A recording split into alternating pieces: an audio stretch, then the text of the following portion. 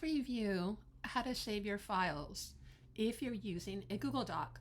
So I go File, make a copy, and you're going to make a copy to your own Google Drive.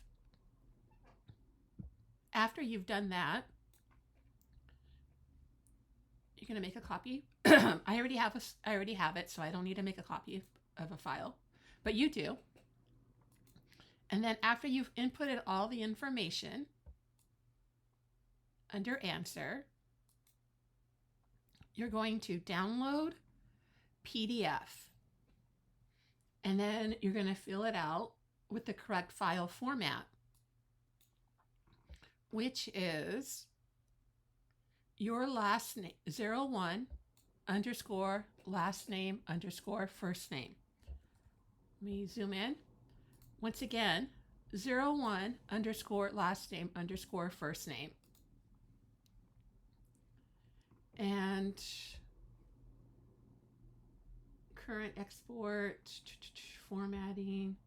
So I'm going to push export down into the PDF. And this is where you're going to put that information. 01 underscore last name underscore first name. And then you're going to press save. Now, the other thing that I want to point out to you is our rubric. We have 3 key points that you have to, if you want to get all the points possible, you're going to submit the completed chart. It's going to be in a PDF format, and you have the right file name.